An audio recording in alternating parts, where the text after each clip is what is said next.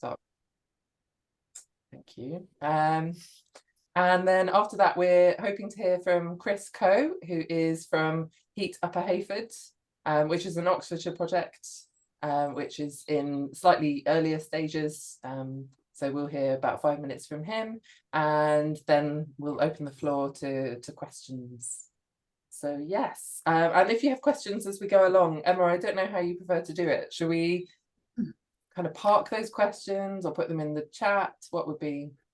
Shall I tell you what, if anybody's got a burning question, jump in. Otherwise, pop it in the chat. And I can either do it at the end of the presentation or after Chris is finished, and we have a good debate thereafter. But no question's a bad question. I frequently ask lots of stupid questions about these things. So just pop them in, whatever your thoughts are, and we'll hope to answer them. And if I can't answer them, I will find somebody who can. Brilliant. Thank you. Okay, over to you, Emma. Brilliant. Well, thanks very much, Mim. Please, could I have screen sharing?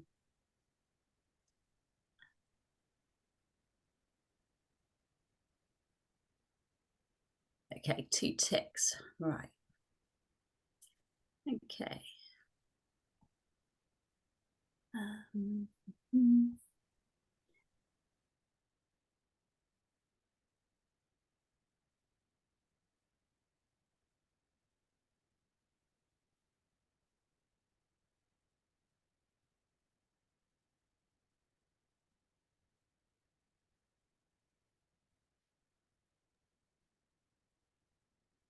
Right, we still going? Yes?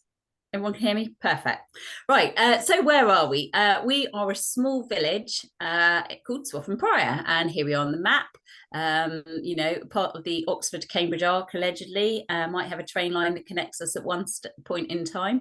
But yep, we're just between Cambridge and Newmarket. So we're about 8 miles east of Cambridge. We have a total village of about 300 homes, but we're a very long linear parish. We run all the way from the River Cam all the way up to the July course at Newmarket. But there's about 200 homes actually in the core of the village. We have a large conservation area, at least 40 listed homes. I think we're at 42, and 45 plus affordable homes make up that 200 in the core. And effectively, we are a community reliant on oil. There's no gas to the village, and then many people are also on bottled gas or electric as well. What are we famed for? Well, we've got a pub that's currently shut. I'm going to put out a plea. If anybody fancies running a pub, we're still looking for a new pub landlord. We have 2 churches, curiously right in the same churchyard due to the oddities of parish boundaries. We have a primary school, half elementary. We have a water tower, used to have a train station. We have 2 windmills, one that makes flour and one that powers a private home through wind for electricity to their home. Demographics. The building age and the population of our village kind of reflect each other. At least half the buildings are old, and at least half the people are over 55. And that is an interesting mix, but not uncommon in villages.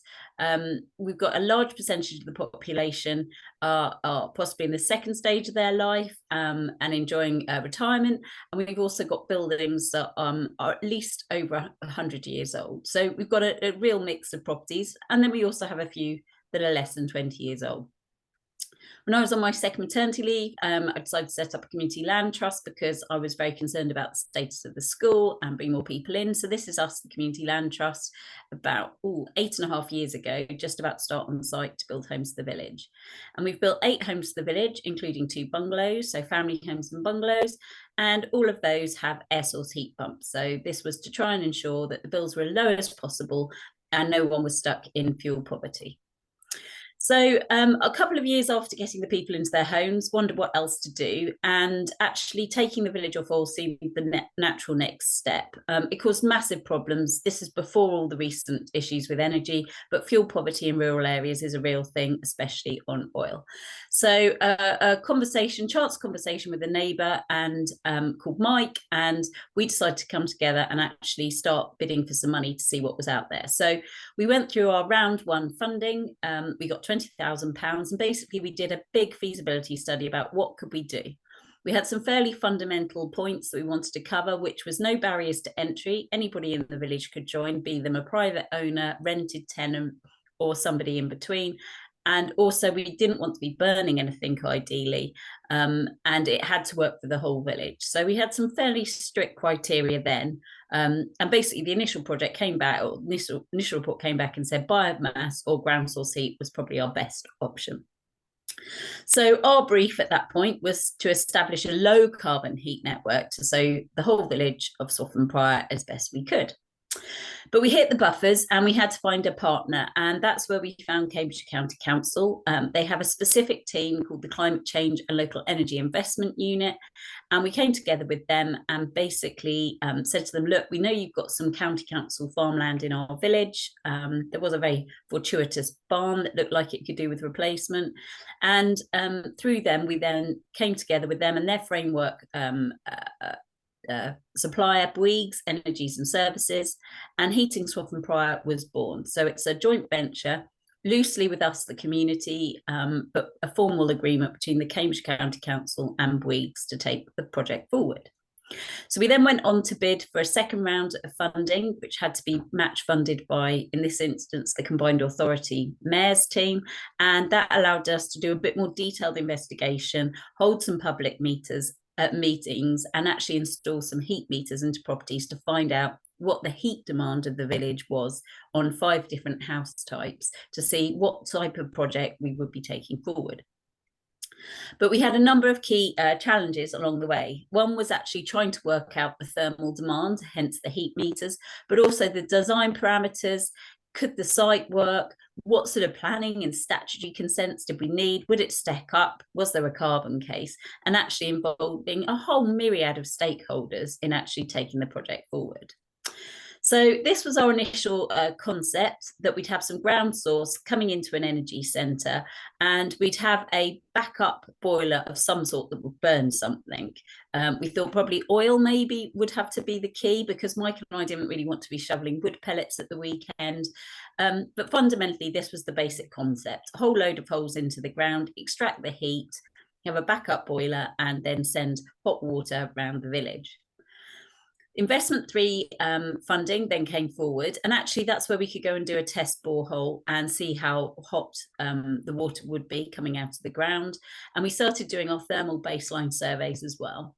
And that's when we also started to investigate utilities in the actual road. But I can tell you now that actually, yes, you can do utilities investigations, but in old villages, you always find things that nobody ever knew or thought were there. So then we redefined the proposal on the back of that advice, and we thought, you know what, we'll add in an industrial air source together with the boreholes. So we reduced the number of boreholes down from just over 200 to about 150, and we'd have a separate heat source that would go into the energy centre. We'd have a backup electric system, but actually we would have 4 water tanks would be our actual backup. So instead of having to burn anything, we just have 4 big stores of water, and that would then be our supply into the village. So we've got ground source, we've got air source, we've got 4 backup water tanks of hot water, each 50,000 litres each, supplied to the grid, and then that would be the system. Then we received a further round of grant funding, and we really started to work on the scheme. And this is where we got much more into the legal work, the sort of arrangements and heat agreements for residents, and we started to submit the planning application. Noting here it's January 2020, just before we locked down for COVID. So, you know, we were riding high, we just got the funding and we were about to go in for planning. But during that time, we actually thought maybe we should be a bit more ambitious. And so we actually changed the scope to say that let's try and hit a 0 carbon heat network to serve the village. So low carbon is not good enough. Let's try and see if we can get to 0 carbon. And so this is where we then decided, actually, what is the biggest issue with the site is that actually it's power. And so the county council was also putting in an application for an off-site solar power farm further away, about 8 kilometres as the crow flies. And whilst we were planning to go in for planning with a solar array on our own site, the plan was always that actually a connection to the county council run solar farm, together with a guaranteed fixed price that they could control, would be the way to actually get us as close as we could to 0 carbon. So we've got our boreholes, we've got our industrial air source, we've then got a private supply providing most of the power for the pumps and the running of the system. Unfortunately, we still have to have a backup grid system, which means we can't ever be truly net zero. But we have 4 huge water containers there to back up if anything goes wrong, and then the connections to the village. So the water we tested was coming at about 14 degrees out of the ground. And then once it's going around the village and topped up by the energy centre, we're achieving circa 72 to 74 degrees of hot water leaving the energy centre, going out to the village and coming back again. This is the private, the link to the county council's private solar array. So this is it under construction. So we have a private connection into here.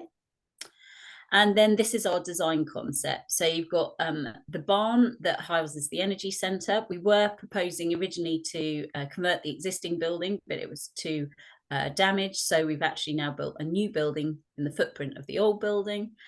And we've got the 4 thermal stores outside, basically 4 big water tanks, and then the fan bed sits outside them. So this was a design concept that went into planning. This is it in the 3D.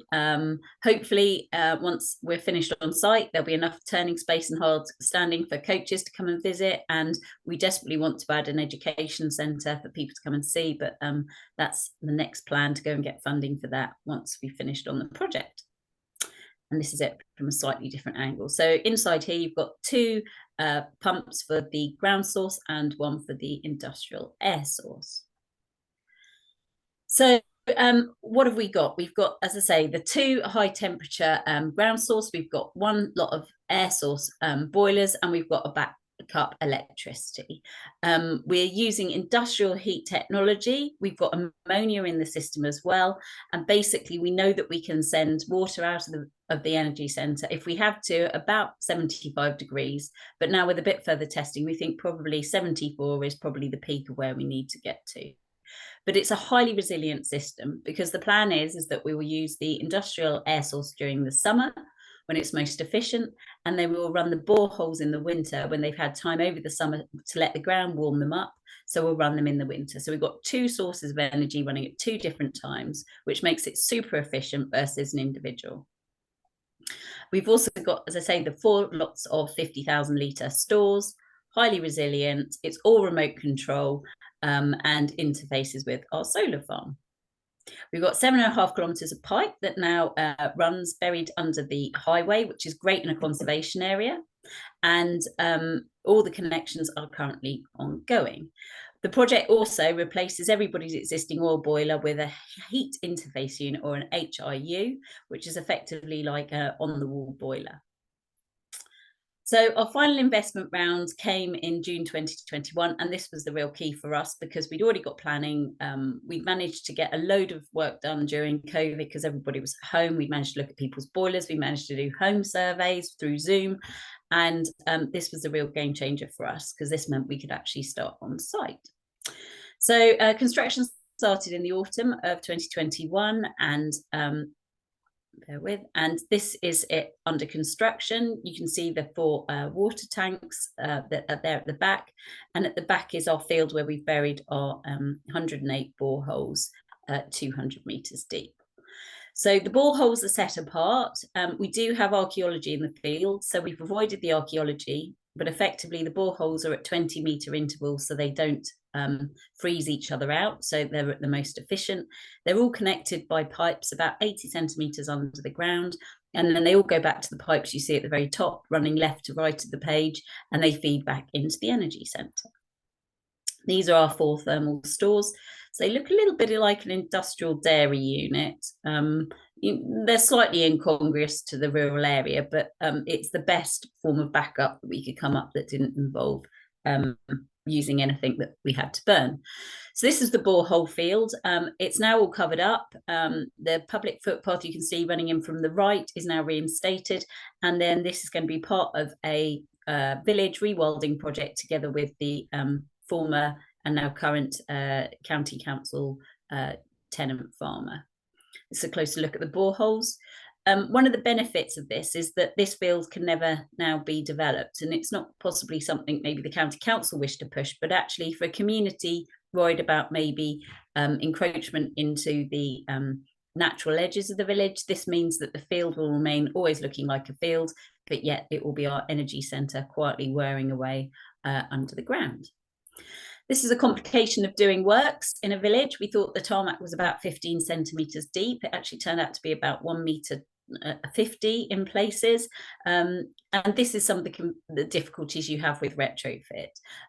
It does cause disruption, it does cause upset. Traffic lights end up being temporary traffic lights being up longer than you thought, but despite it being a fairly nightmarish 8 months, the village has soon and swift to forget these things, and we've moved on. But it's safe to say that it is disruptive, what anybody says, doing this on a village scale. So we did have a little bit of knockback. We spent a lot of time on public consultation, and we had our own community professional that was working alongside us. But a lot of people are very resilient to change. Now, this is a bit different. I think moving to today, people are much more educated, even in the last 18 months, and with energy prices going up. But a lot of people thought that they were doing their bit already by going for a 100% renewable electricity provider. And similarly, also, there's a lot of misconceptions regarding individual heat pumps and how much they cost, because the cost of the heat pump may be £5,000, but actually the work that needs to be done to your house to accommodate them could be significantly more. And in a village like us, with a lot of listed buildings, with a lot of buildings in the conservation area, there's a lot of issues regarding individual retrofit and it being extremely costly.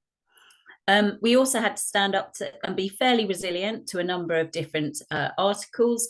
Lots of people have very small issues that they get very animated about, in terms of, be it their wheelie bins get put back on the wrong drive, or they can't onto their drive, or they can't get their Tesco delivery straight onto their drive. But again, it's just one of those things that has been swiftly forgotten, but at the time is incredibly painful for those involved in the project, and you have to keep on it. Light-hearted humour goes down quite well. If you look at the bottom, we were getting a lot of blames for a lot of things. So quick note, the heating scheme is not responsible for the blue sign that the county council put up, I should say, on Cage Hill. We didn't do the water diversion. Anglia Water came along at the same time, caused total chaos doing that. We weren't trying to do a solar farm proposal at another village, and we weren't responsible for the pop-up campsite one of our wily local farmers had decided to set up, and the result of the England football match. So we tried to keep it light-hearted, but at the same time, you've got people, there's a journalist in the next village who writes the Daily Mail, and there was one time where all our traffic lights failed and we caused a massive tailback through a couple of the local villages, and he decided to write a fairly damning article in the Daily Mail. But what was really sad was actually in the comments, that actually a lot of people backed the comment that said, we can't afford all this eco stuff now, we need to pause, let it catch up. You get over 1,200 people agreeing with that. But then the one person who said, I'm backing the project, can't wait for it to happen on a wider scale. You get 10 people in support, but actually 144 were totally against that comment. So I think we've got a lot of ways still to educate the public.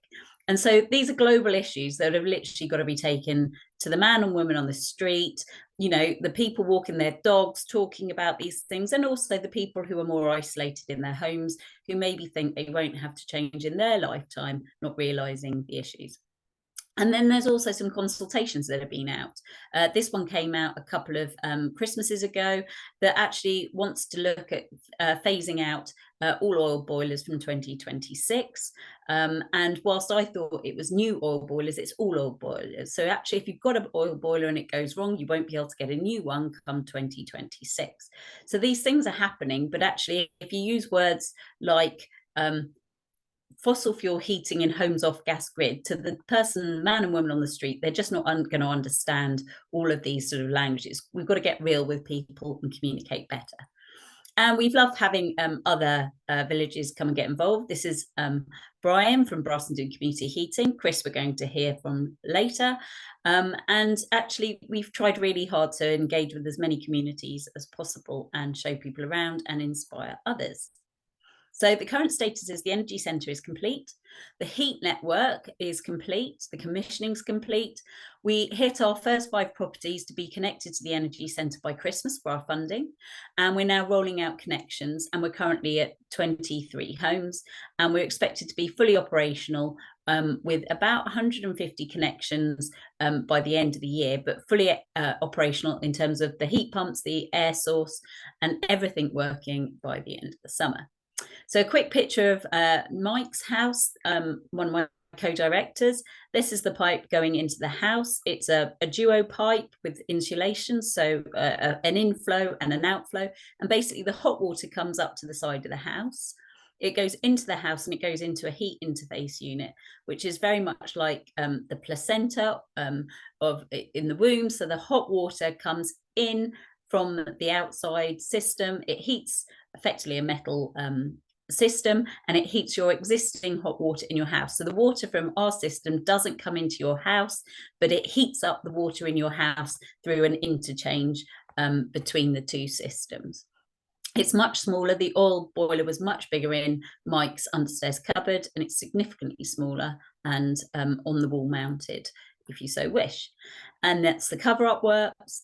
And the tarmac now has actually died off. It's not as black anymore, but it goes to show that once it's done, there's no green bling. There's very little evidence of us being through, but actually we've done a great job of taking Mike's house off oil and decarbonising the village. So the excitement is, this is my house a couple of weeks ago.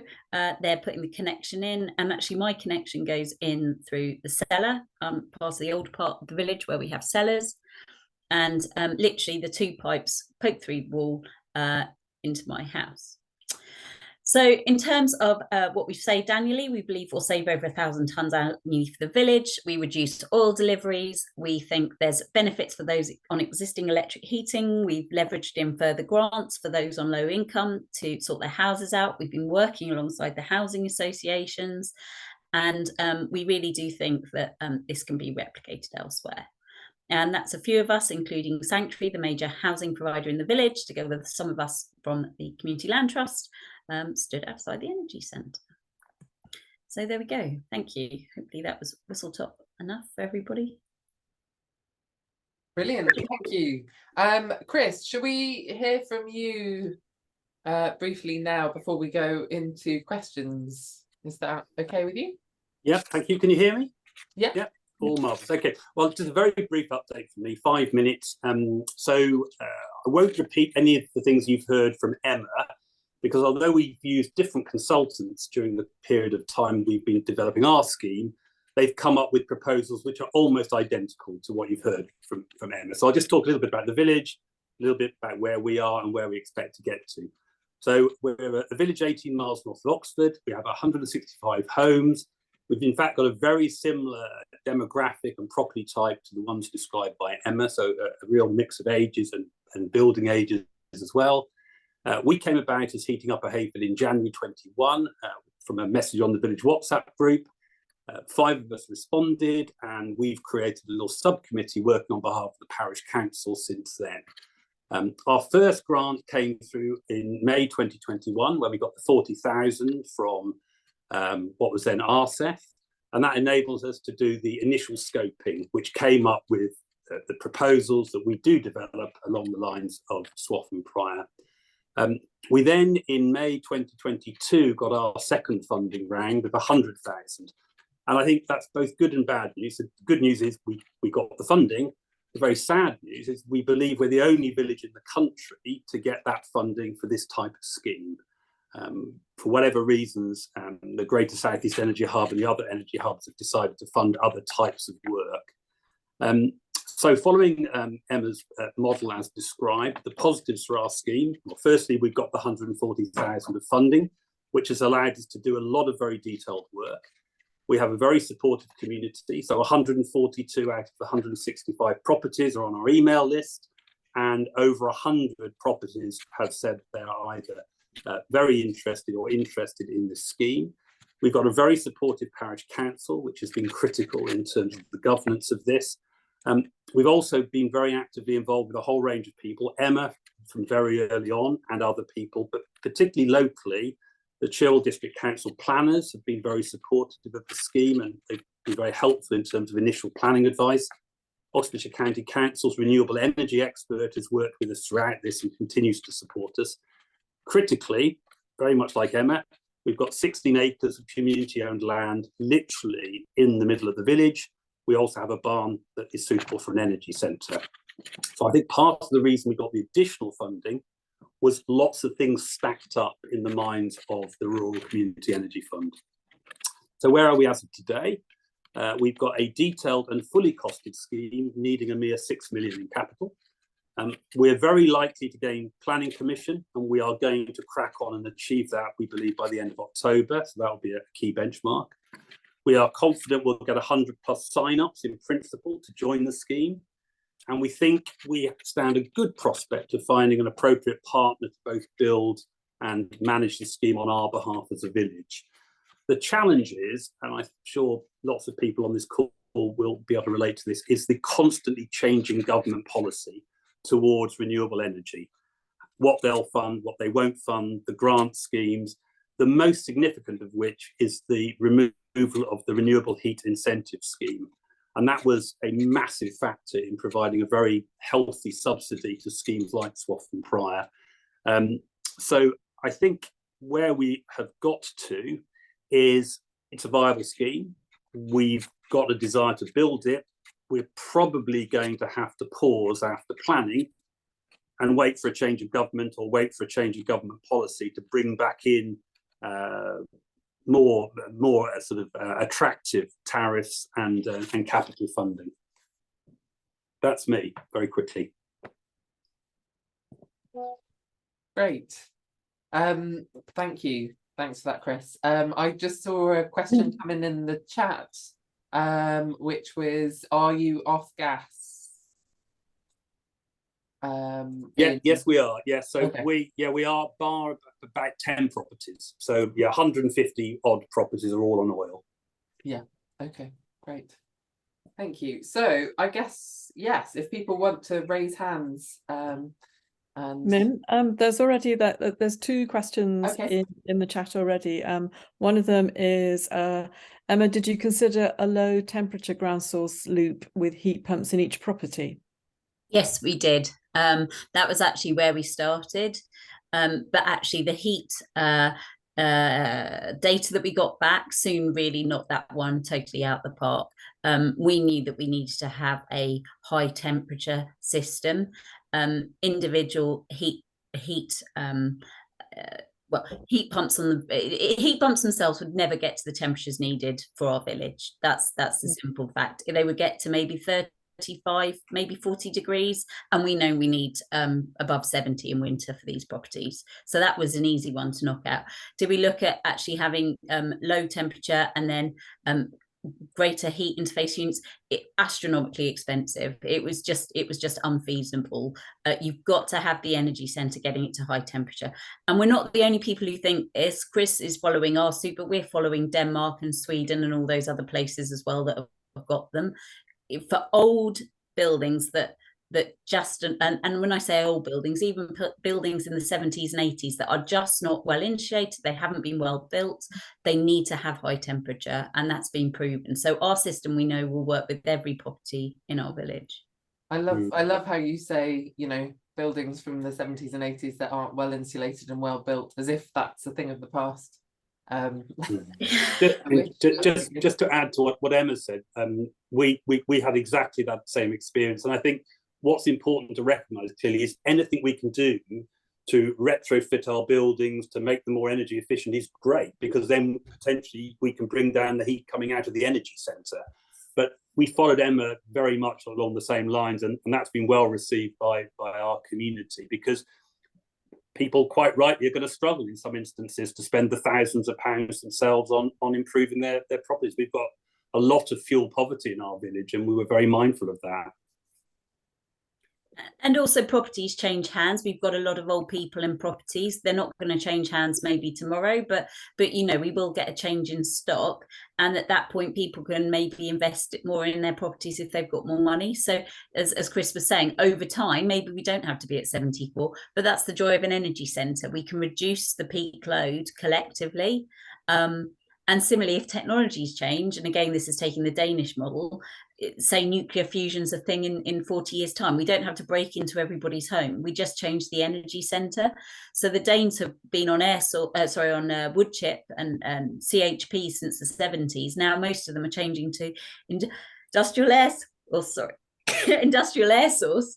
And so, you know, we can move with the times and not have to keep digging up the roads and digging up people's properties. And we've got to make it easy for people to change their habits, change their ways. And this is a super easy way of helping people change and then get better as they have more money or as time progresses. Mim, there's a question in the chat, but I think Amanda, Daniel and Alison had their hands up first. So Alison, I think you were first from my screen. Thank you. Emma, it's a question about kind of the protagonist and who did it. So as also what you said was very exciting, so I might have missed something. So apologies if I'm asking you to repeat. So was it the Swaffham Prior Community Land Trust that did this? And was it the Land Trust because you owned the land? No, so the Swaffham Prior Community Land Trust had built 8 homes to the village and is a registered company. And so because we're a registered company, we had articles of association, we could go for the grant bid. Right. We went to the parish council to see if they would be interested. And the response we got was they said that they would support us moving forward as long as we never asked for any money. Now, other parish councils have different sort of people, etc. But we have 2 very ardent climate change deniers on the parish council. And therefore, that was the best I was ever going to get. So if they're the rules of the game, don't ask us for any money and we'll keep supportive. You know what, I can work with that. And we did. But for us, the game changer was working alongside the county council. But, you know, there's amazing resources now, like the Energy Hub and different people that just weren't available when we were around, and other communities to help and assist. Right. Thank you. Okay, Daniel, I think you were the next person. Thanks, Mim. Emma, firstly, congratulations on this incredible project that I've been following for a long time. And I think you'd be surprised to know quite the number of people who are following this project closely, particularly those of us who work in the industry. It does generate a lot of chat between us, divides opinion, but well done, because my understanding is your background is not one in heat networks, heat pumps or anything like that, and yet you have managed to come from zero and deliver the UK's foremost community energy scheme. So hats off to you, well done. You must be an absolute force of nature to have brought together the various bits of local, national government and what have you to deliver your project. So firstly, congratulations. We're all very lucky to have a bit of your time today. Well, you know what? I just don't want it to be the one-off. I don't want it to be an exemplar, and I don't want it on a pedestal. I want every community to have the same system we have, if they so wish. And on that point, really, it's interesting because, like I say, there's a lot of discussion about what you guys have done and the model you've adopted, which is the heat distribution, which for a minute ago you were explaining why you've adopted that model. You've explained that it's also prevalent in other European countries, etc. Also explained that there might be advantages in the future as well if technology changes, etc. It's interesting. I do work as well with Kensa Heat Pumps, and who are now part owned by Legal & General, a major pension fund, etc. And they're going down the route of low temperature heat networks for their rollout. And this was something that Tom has flagged in the chat as well. And I just wanted to dispel a myth. So I've been working in heat pumps more than 10 years, and I FOI'd Ofgem some years ago when the renewable heat incentive was uncapped for domestic properties. And the firm I work for, we'd installed the first, second, third, fifth, seventh, ninth, and 10th largest domestic systems in the UK. And all of those systems were in listed buildings, some of them grade 2 star and grade 1. And none of them ran at more than 45 degrees. And that wasn't because we'd insulated the pants off the buildings. It was because we'd correctly designed the heat emitters in the property to be able to deliver the heat that the building required at the flow temperatures we wanted to specify. So I think I'm always banging the drum for this, which is that running any sort of heat pump at 70 degrees is drastically, it's about 40% less efficient than running it, say, 45 degrees. And always, I guess the point. Sorry, just for those on the call, when you say heat emitters, it means you've had to go into the building and put in more radiators or underfloor heating and do quite a lot of work to a property that maybe people in a domestic normal setting couldn't afford. Absolutely. So I think our argument is to get people to sign up is it had to be minimal disruption to their home and minimal cost. And I agree with that. And so, but I'm with you. I'm not trying to knock it, but the reason we chose high temperature is because it means that everybody can join for free without having to spend a lot of money on their property. Because this was the first, but I'm with you. You can do whatever you want, but it does involve money. And there comes a point when the money is too much, or where's the money well spent? I totally agree. I fully agree with everything you've just said. Quick question then. Just what's your opinion on this? So back sort of outline figures for you guys. So you've had, I think I'm right in saying, about 12 million of public money. It's about 9 million local government, 3 million from national government. Is that roughly about right? Yeah, and then the county is going to run it commercially. County run it commercially. We're setting that aside. And you will receive RHI funding as well? We did. Again, this is all very different. So yeah, we have a pipe company, we have a energy centre company, which attributes different funding streams. But I mean, and I think you said there's 300 properties in Swaffham Friars. No, there's 300 in the parish, but 200 in the core. And the energy centre is sized to take up to 300 because it could be a 60-year lifespan. But at the moment, it will probably supply between 150 and 200. Got you. Well, I mean, if that were to do all 300 homes, that's 40,000 a home in terms of the capex. So let's not worry about the opex for a moment. And I just really wanted your opinion. So if you were the national government and you were rolling this out, because the biggest problem in our energy transition is cost, as you said, and the upfront cost for households is a huge barrier for change. How are we going to get around this as a country? Because if you actually look at how much you guys has been spent to deliver heat for the properties in your community, it's actually very, very high. That's not a reason not to do it. I'm just saying, and of course you guys are at the start of the curve, if you like, and first projects like this are always more expensive for a property. But the reason you adopted the model you did was to avoid those upfront costs for properties. Does the government not need to do more to assist households directly with that sort of thing, so that we don't end up with high temperature networks everywhere and we can take advantage of low temperature networks? Or would you say, in your experience, a high temperature network is the way forward in all circumstances? So there's a number of considerations. Planning is one of them. Like, a lot of our properties would not be able to even put an air source heat pump onto their property just because they're listed and don't have any back or front. So that's a consideration. But fundamentally, human nature comes into this. And I think that we've had grant schemes in the past. They've been fairly much a failure. But even if they weren't a failure, it involves the individual homeowner making the effort to get the grant, to get the people into their home and do it. And therefore, I just don't think we'll see the rollout in the speed that we need. I think a community or wider based network has to be the way forward, because I think there are just so many people who put this into the too difficult camp for all relevantly good reasons. You know, you are just trying to survive. You know, your heating is probably about 15th to 20th probably on the list of things. Day one, you're trying to get the kids out the door with the swimming costumes or their PE kit. You know, you're trying to think about where the food's coming from. You're trying to think where to get to work. Where's the bus? There's a myriad of other reasons before people think I've got to sort my property out. And I think that's where the community scale works. The costs are huge. I've never denied the fact the costs are huge, but you listen to Chris, we've gone from 12 to 6, and that's on pretty much the second project that's come forward. You know what, if we could be running these projects at 4, then, you know, we're actually at a sporting chance. So I liken this to flat screen TVs and probably even the first heat pumps. They're really expensive. They are really expensive. But then all of a sudden, everybody's got a flat screen telly, haven't they? Everyone's got a mobile phone. And a lot of the costs were in legals, you know, actually overcoming some real big barriers.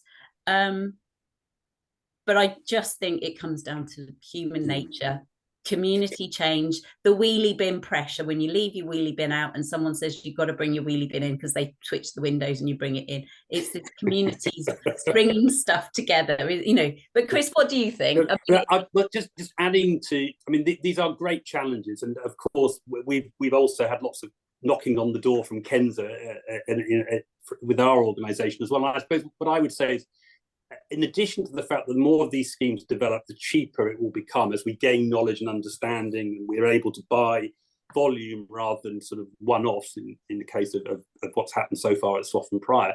You've also just got to think about what infrastructure costs. So lots of people in our village have asked about whether it would be possible to put gas into their properties, and they've all been shocked at the fact that they're being asked to spend 15 grand just to get a gas pipe, which, I mean, why would you do that anyway in this day and age? But infrastructure costs money. And if these schemes are well built, as Emma's just indicated, yes, you're going to have to spend money on maintaining and developing, but potentially we've got 60-year life out of this infrastructure. And I think that's the big thing that no one talks about, is how much it costs to build an electricity grid or a gas network. Look, it costs money, doesn't it? But we just take it for granted because it's always been there. I was just going to say, well, thank you both very much. And Emma, thank you particularly. I felt your answer was really helpful and insightful, and I'm grateful for that. But to be honest, Daniel, I like the challenge, because actually if we can do it better and cheaper, that's exactly what we should be doing. You know, this has to evolve. And full disclosure, on the back of this project, I've been headhunted by Octopus Energy. So I start with them a week Monday, and genuinely I'll be looking at everything that's in their arsenal as to what I can do. And if we can do low temperature, well, let's bring it on. You know, I'm up for everything. I just want people to change as quickly as possible, and if I'm honest, as easily as possible. Definitely. Well, all the very, very best. It's a huge challenge, but Octopus is better off for having you on board. So I hope you drive that change. Thanks. Okay. Great. Thank Probably, you. Amanda? Amanda, I think. Yep. Yeah, thank you. A lot of my questions were around similar things, and yes, it's absolutely amazing what you've done, but the fact that it's using a lot of energy does worry me, and also the fact that it's using a lot of taxpayers' money rather than individuals' money worries me as not being a scalable solution.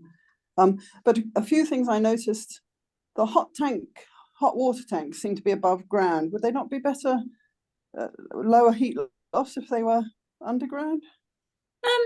You're asking the wrong person. You know, in terms of, I think the engineer can answer that. Right.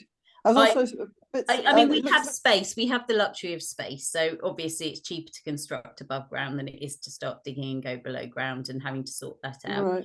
But you are right. It's a good challenge. I don't know why they're above ground. Is it easier to maintain, less likely to leak? You know, when you think about oil tanks, they used to be buried in the ground and then they caused problems. So then they all got brought above ground.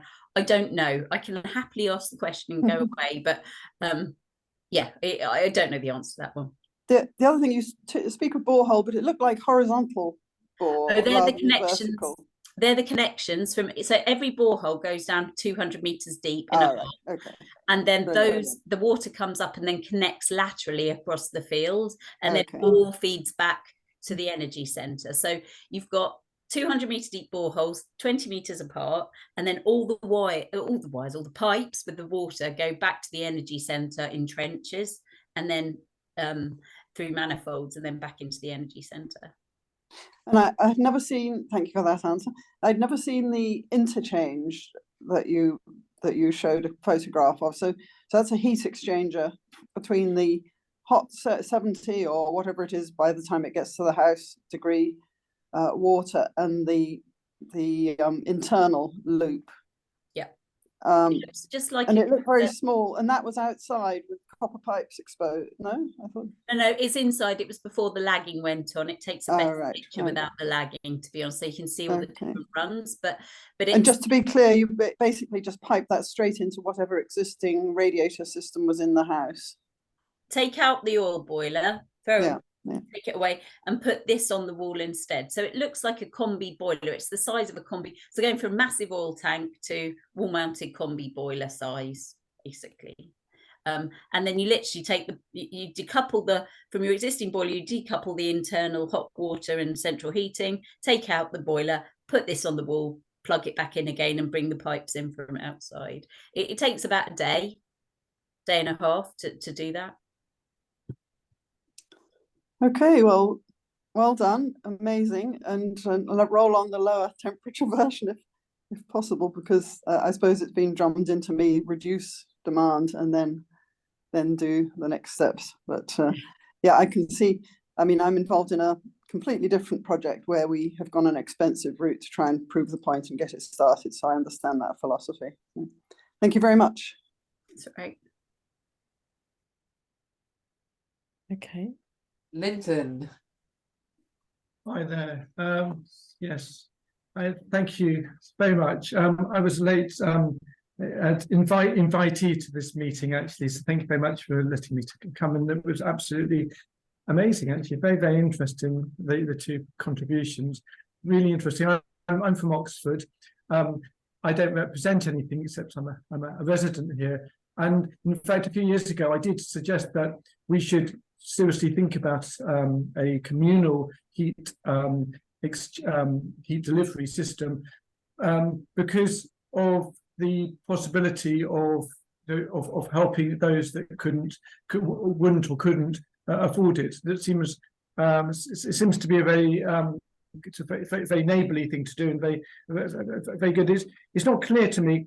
I mean, there were so many things, so many questions I had, and I put some in the chat. And I probably go on and on, so I have to stop. But it's not clear to me about the economics of this. Actually, I mean, although it seems like it's a super good idea, you know, if the cost is £40,000 per person, and one has the space to do it, then wouldn't one be better off to pay or to give money, the equivalent sum of money for individual heat pumps to be put on individual houses? It would be much, much cheaper.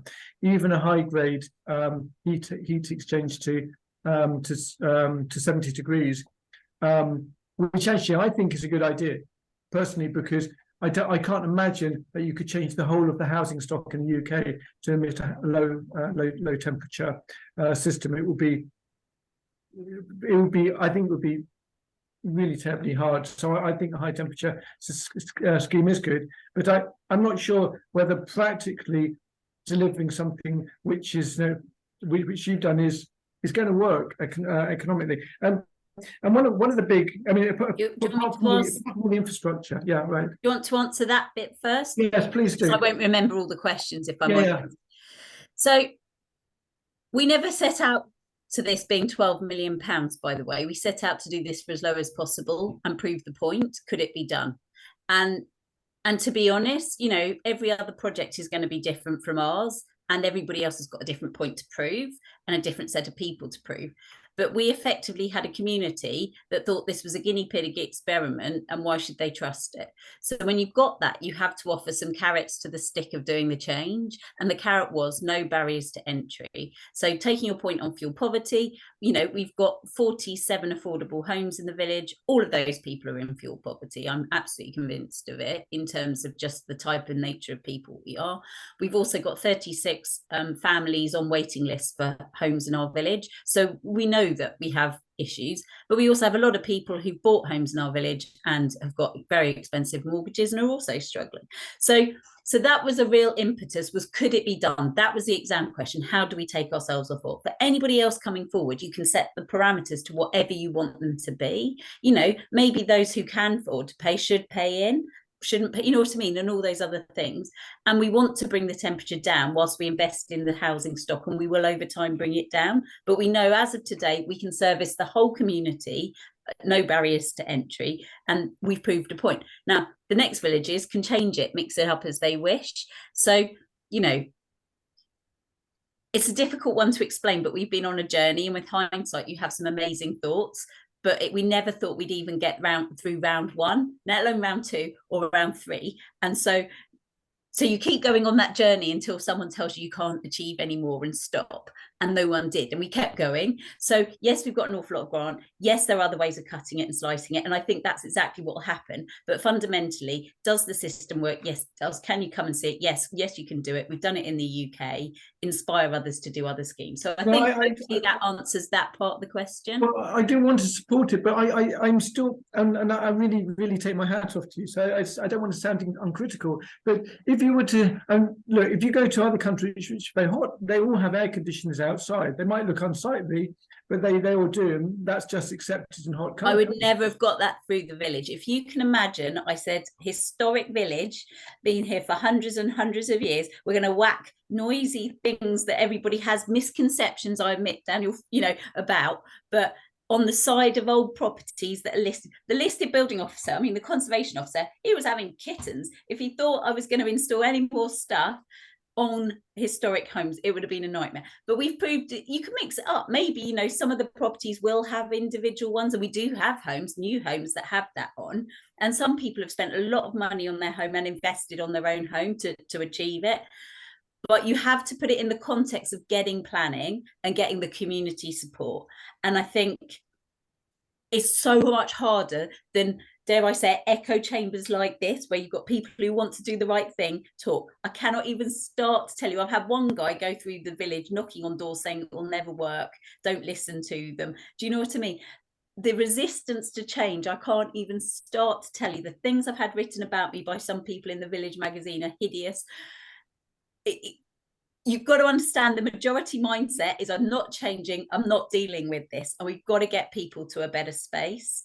And that's planning officers, conservation officers, individuals, all sorts of random people you can't even imagine.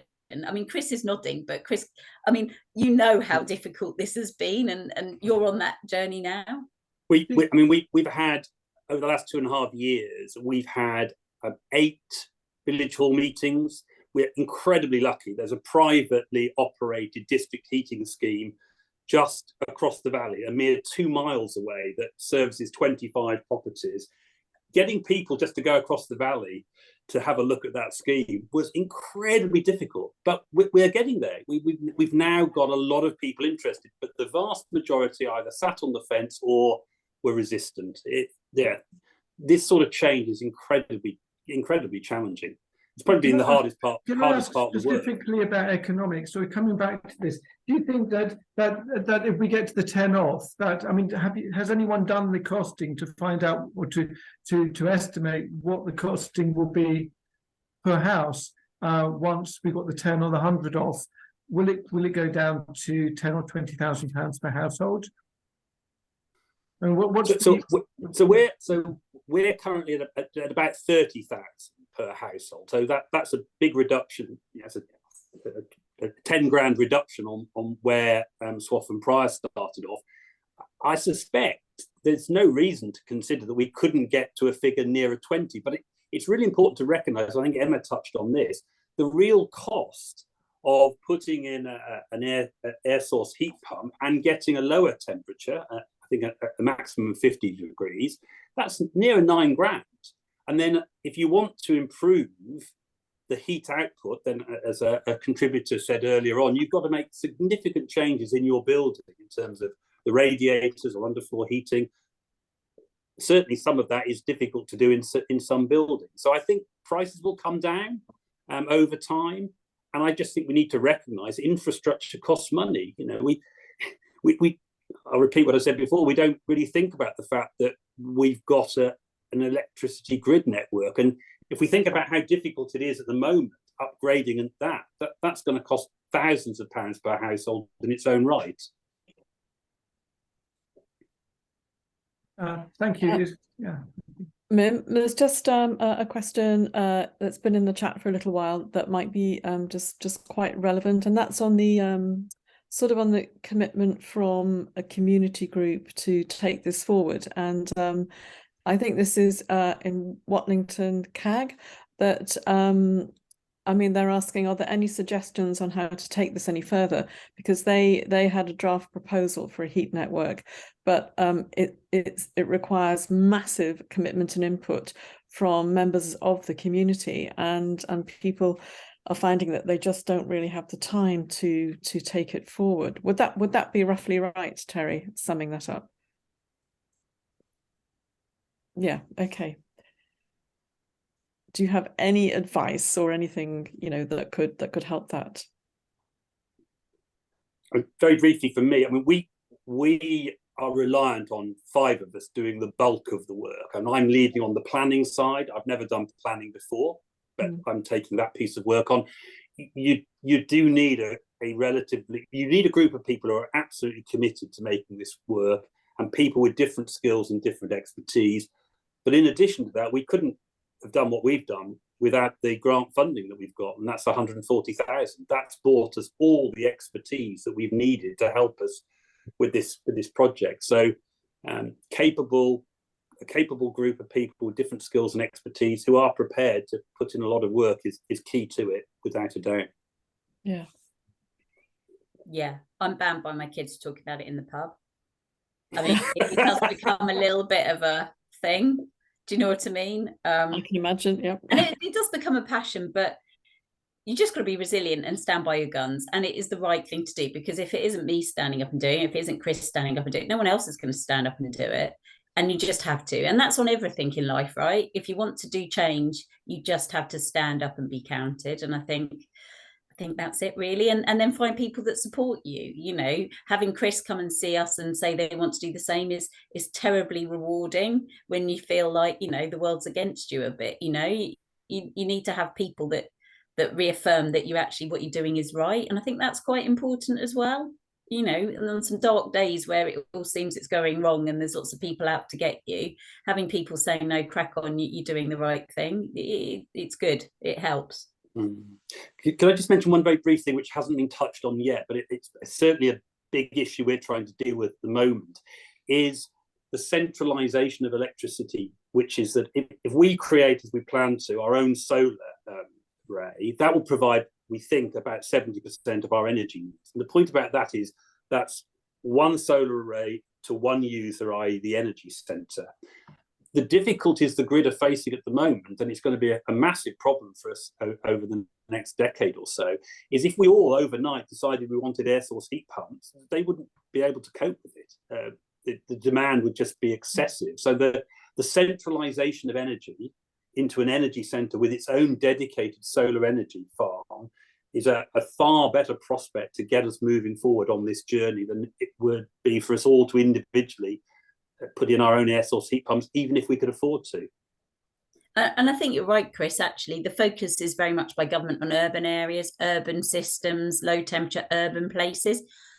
If we're honest with ourselves, no one's really going to come and deal with the rural communities unless rural communities kick up a bit of a stink and come to save themselves. And I think that's something that's often not discussed, is that actually it's always going to be expensive. Whatever happens, like Chris said, upgrading electric to rural areas, putting in broadband to rural areas, it's always more expensive. And I think we've just got to accept that it will be cheap and easy in urban areas, and it's going to be expensive in rural areas. And we just need to support more communities, you know, actually get on the journey. And then the more that do it, the prices will come down, and we'll work out better ways of doing it. Martin, you've had your hand up for a while. I'm just going to support what Chris and Emma was saying a little bit, because on the costs thing, if everybody goes for an air source heat pump, I mean, Chris has partly covered this, but you know, we need to renew the wires for everybody's house, so that's a big cost. And if with a central heat pump with those big thermal stores, you use the electricity either when you've generated it yourself or at 3 o'clock in the morning. Whereas if everybody has an air source heat pump, everyone will be using it at the same time at 5 o'clock in the evening. And so there are other costs which we're not seeing, which are there. I mean, Chris has made that point, and so there are other cost savings within that system. At one point that hasn't been made, because Brian, who Emma's put up, who's visited from Brassington in Derbyshire, so I was involved in the study for Brian, and it's a very similar village, but their carbon reduction is 25% of their whole carbon footprint of shopping, holidays, buying clothes, traveling, eating. By removing that oil and moving to, they had a wind farm nearby which they could tap into, and so that's taking 25% off that community's carbon emission. And where else do you get that? I mean, that is just huge, and that's the sort of thing we need to be achieving. And the exciting thing with Brassington was we looked at wind turbines as well as PV, and the heat network could justify a community-owned wind turbine, and if it shows community benefit, it gets it through planning, and the economics things help each other massively, and so you unlock 2 big renewable energy wins. And so I just want to say that thermal storage is really important to move your electricity around and make you most of all that too much electricity from the wind power at 3 o'clock in the morning. So yes, and the prices will go down. So it's really reassuring to know Chris has got the cost down by 10 grand, and the next one will be 5 grand cheaper than that, and the one after that £2,000 cheaper than that, and we'll get there. It's by no coincidence that Denmark's, got 60% of houses on heat networks. Also, I've got a whole list of things here. The last thing was the network lasts 60 years. And so you compare it with an air source heat pump that lasts 12, and those heat pumps in the central energy centre are kind of industrial stuff, so they'll last 20. And so you've got to really rethink the cost differently. And I'm not pretending it's cheap, because when I was involved in estimating the first cost for Emma, I got it wrong by about a factor of 4. but do you know what? We had to start somewhere, and everybody on our journey has been useful. And that's been the nicest thing about it, is that this is not just me, it's not just Mike, it's not just 2 or 3 people. This is a journey of over 100 different people, probably, that have got us to this point. And the learnings that we've taken from us, right? That's exponential for people, and that's what we've got to spread around as well.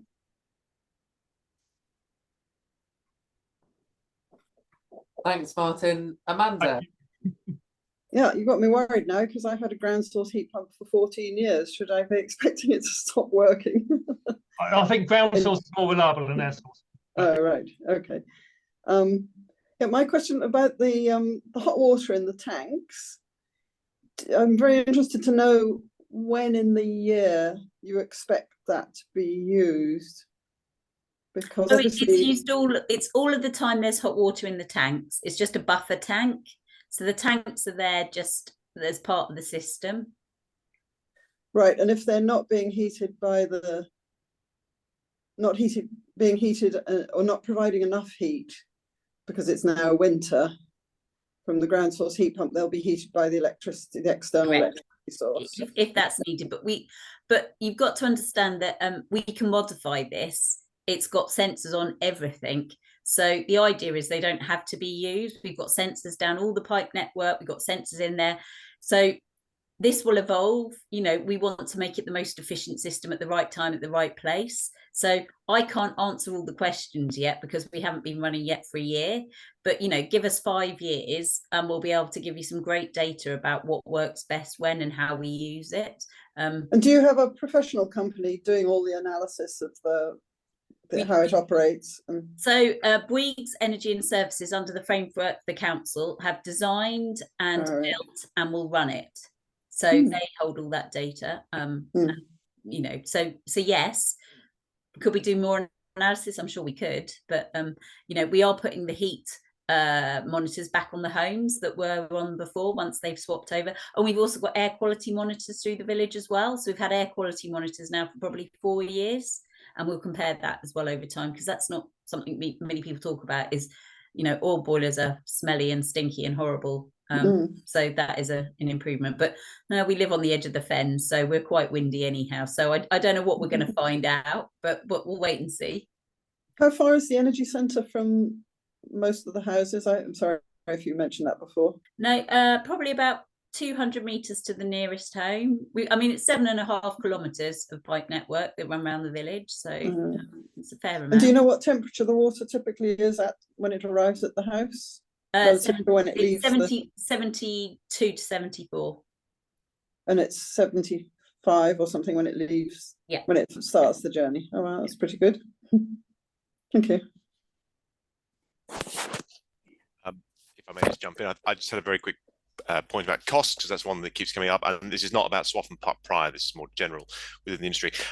I don't think costs are going to come down as much as people think, because of course the hardware is already expensive, and we're going to see a major uptick in demand, not just in the UK but globally, in the next 10 years for these, particularly for air source heat pumps and things like this as well.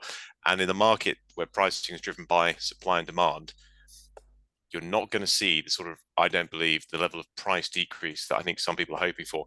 Like in the UK, large companies like Octopus particularly are looking to drive down the capital cost just for the air source heat pump unit itself. But as Emma made mention of, there's a lot of other ancillary work that goes with adapting a property for heat pumps. So if you're putting an air source heat pump in and it is designed and engineered properly for the property, there can be redecoration work, new radiators, new pipe work. It is invasive. And the crazy thing is, in the UK, the government here was offering enormous sums of money to private households between 2013 and 2017 under the renewable heat incentive before it was capped. I mean, it was uncapped previously. So if you owned a stately home and you wanted a renewable heating system, the government would give you hundreds of thousands of pounds to put one in. And yet no one took it, very few people took it up. The policy has been an abject failure. And I think this was a point Emma touched on when she said this is why she's gone down the route of having a high temperature network, so that the barrier to taking it up is as low as possible for households. Because much though I would like to imagine that if you offered every household £40,000 to get their heating sorted, the government was previously offering households more than that, depending on the size and type of your household, and the uptake was regretfully pitiful. So we're going to have to do something more than just offer money. I think there's also a time saving, you know, in terms of as well. So we're drilling our boreholes. We were doing one borehole a week at the beginning, and our very last borehole, the contractor said, right, I'm going to give it a go. I'm going to try and drill, fill, and connect a borehole in a day, and they did. And so I think there is definitely a time cost element that is going to be there as well. I think, especially, you know, confidence in what they're doing. We've got much faster at installing the heat interface units as well, so minimal disruption. So there is definitely a time saving, but I'm with you. Guess what? Supply and demand. When demand goes up, the suppliers do love to follow suit with their prices. So I think it's going to be changing the whole time.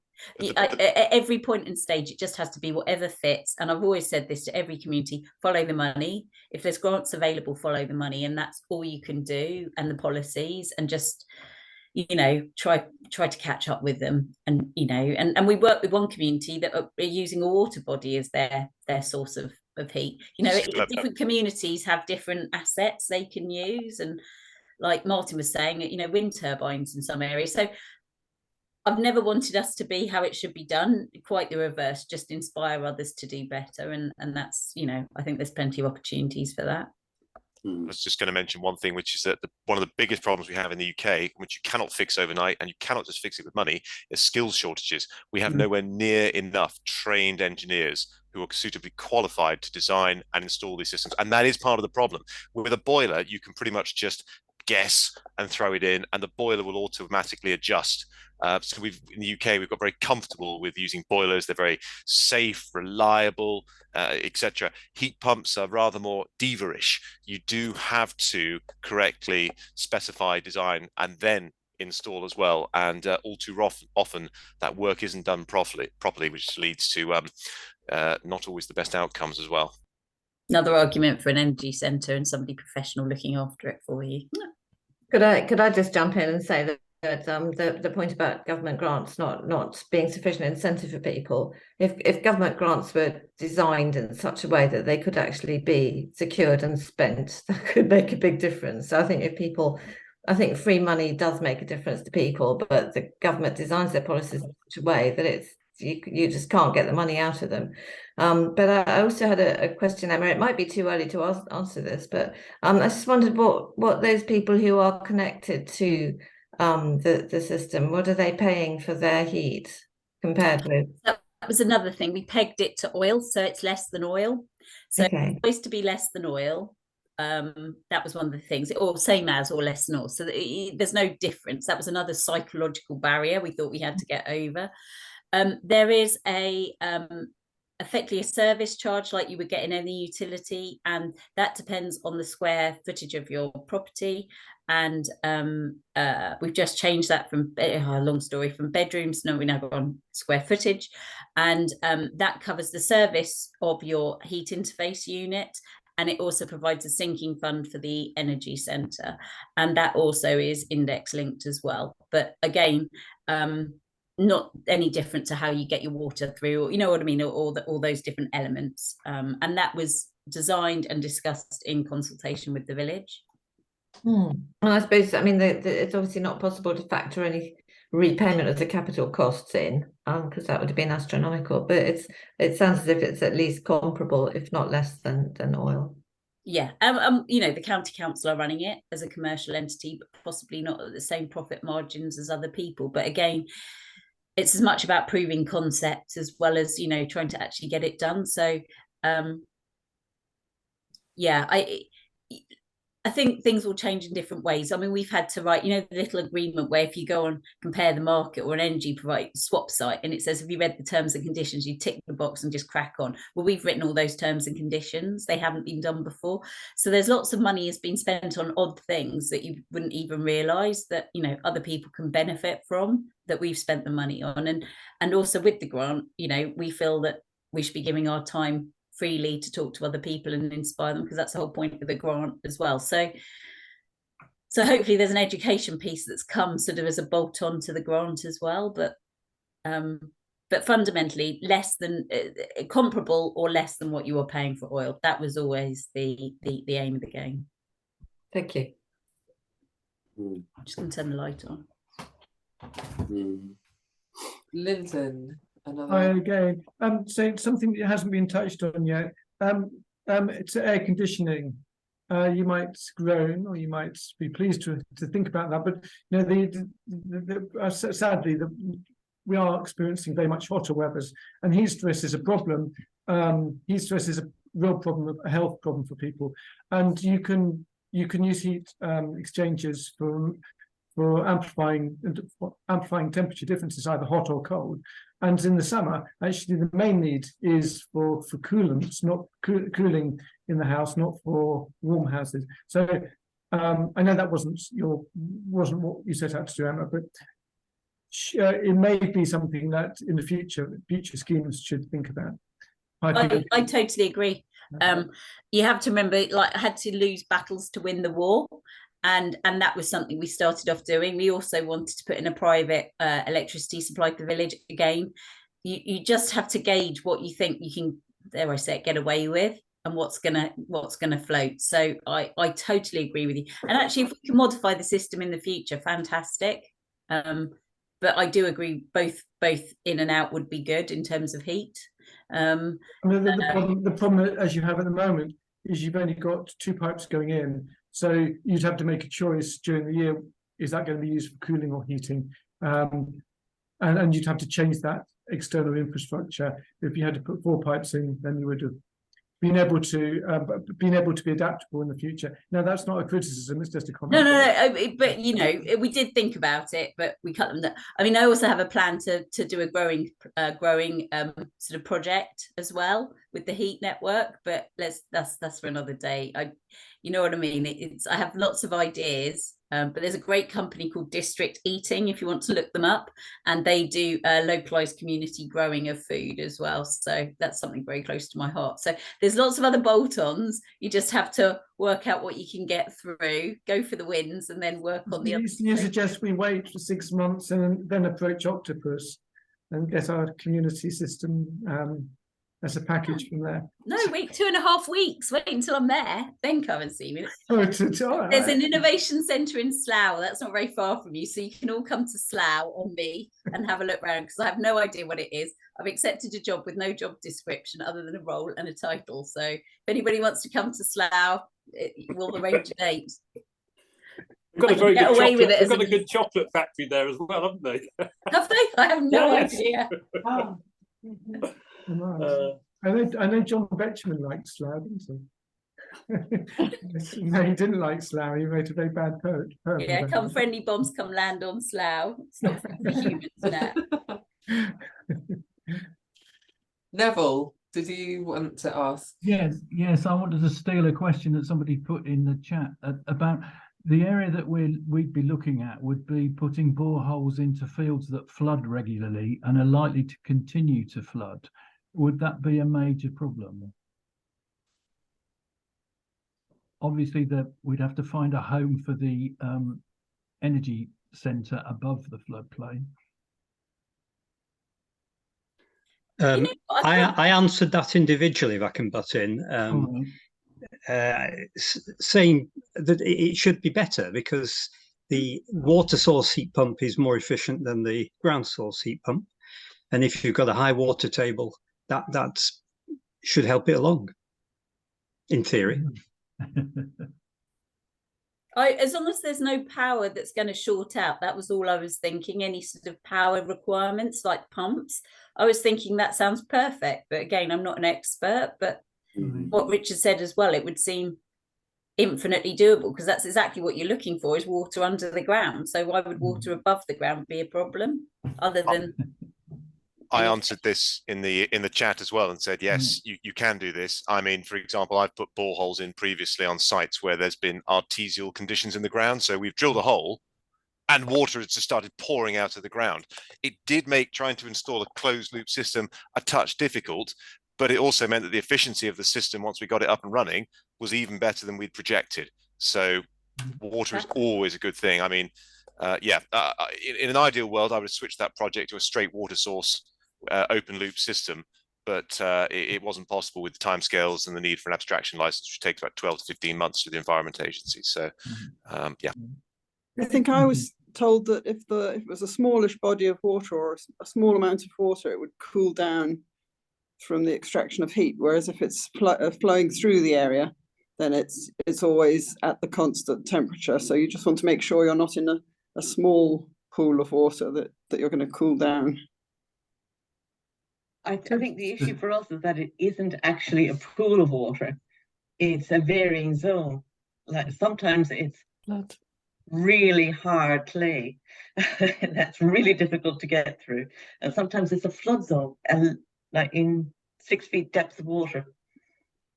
That could be it's that variance that we'd be handling. I mean, we're quite lucky in Oxford because there's lots of closed loop ground boreholes around. There's loads under the university. So it's quite easy to find somebody's had one drilled already. So you can, unlike Swaffham Prior, where there's probably no other boreholes around apart from one for the water company, there's loads in Oxford. And so it's easier for the geologist to move the data, 100 yards west or 500 meters east or whatever, to work out, to get a good estimate of how well they perform. Yeah, I mean, I'd agree with what Martin just said there. We literally had a Thames water borehole which was done 30, 40 years ago, and that proved to be incredibly accurate in terms of the data that was taken 40 years ago to what we then discovered when we did our boreholes 50 meters away. So yeah, that would be a good first source of information. Can I just butt in here?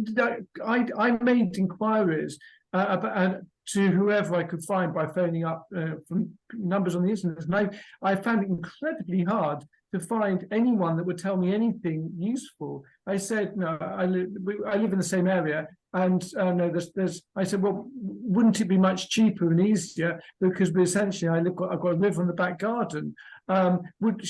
Surely it should be very cheap to have a ground source heat pump, and no one would provide me with any information. So I sort of dried up at that point and thought, well, actually, maybe the expertise in this country is just not there to provide some really pretty basic answers. And that's it. So as an individual, it was pretty hopeless, actually. So yeah. I still don't know the answers. On that particular point, the difficulty that ground source installers have is the licensing by the Environment Agency. The whole licensing process for the abstraction of water in this country, whether from a body of water, whether from the aquifer in the ground or elsewhere, is based on the assumption that the use is consumptive, i.e. you're going to use it, not return it to the water body or water source. And so the costs for this have rocketed. I mean, the EA has lost half its staff in the last 10 years. The licensing drags on. It just makes projects very, very hard to sell to the potential investor, given the uncertainty over the abstraction licenses, which are in themselves very costly. Last project I did, it was about £35,000 for the abstraction license for a 250 kilowatt system. Wow. Richard. Yeah, thanks. And it relates to the question I put in the chat earlier on. When we started 12 years ago, a self-build passive solar house project here, my architect on a site visit in February with the wind howling, snow on the ground, we're on the east coast of Scotland. I said to him, we're thinking of having ground source heat pump and underfloor heating. And he just stopped dead in his tracks and he looked at me and he said, why do you think you need a heating system? And at that point, I realized that he was serious and he knew what he was doing. And for 12 years, we've had no heating system in the house, very comfortable house. Neighbors come in through the door and they say, gosh, this is warm. How do you heat your house? And I always say to them, it's the wrong question. The right question is, how do you stop your house from losing heat? And once you solve that problem, you can suck peppermints. You know, anything will do. And you know, once you get to that AA efficiency, you don't have to do the heating. Now, that's great for a new house, and retrofitting is a big problem, especially if you've got listed buildings and such like. But in Scotland, we have a think tank here called Common Wheel, and they've looked at the heating problem for Scotland as a whole. And actually, they've come up with community heat networks, which is why I'm interested in this. They reckon that is the only way to go, particularly if you've got high-rise tenements in the middle of the city, this kind of thing. But for individual houses in a rural area, you cannot beat extremely high levels of insulation, air tightness with heat exchange, massive capacity, thermal capacity built into the house. You know, it works. Why do you need a heating system? I think the problem we've got is that 80% of the homes that will still be around in 2050 are already built. And I think that's our biggest problem as the UK. You know, building regs are changing for homes that are coming forward, but fundamentally, we've got a lot of old stock. And that is it's the cost and the individual cost. And also, just leaving a housing association, you know, it's very well sealing up homes, but then you've got mold and damp issues as well. So it's a really difficult challenge on the retrofit, and it comes to how you live in your home as well. And there's so many levels, it's so complicated, but I'm totally with you. You know, as much insulation as you get in the walls. And I'm currently sat in a rented house with my property going through renovation. I've put insulation everywhere. You know, I've lost the width of rooms, basically, almost, you know what I mean, with insulation and walls. But, you know, if you're going to do it right, do it well. But it is challenging for people if they're on low incomes. They just can't afford to do that. And that's the biggest issue. We can afford to do it. Well, my husband would argue we can't afford to do it, but we're doing it anyhow. But yeah, it's the nature of people. And I think it's the fact that so many people just cannot afford big ticket items at the moment. And I think that's difficult.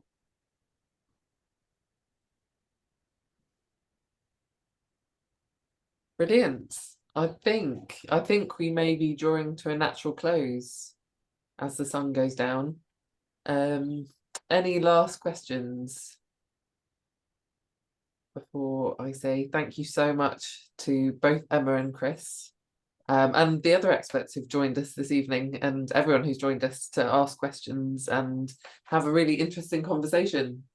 Thanks for your time, and here's to us all finding ways to do incredible things in our localities, whether that is heat networks, whatever that looks like, because there's certainly a lot of work to be done, we can all agree, and there's going to always be people writing nasty articles in the local paper, and obviously, I mean, Daily Mail, obviously, but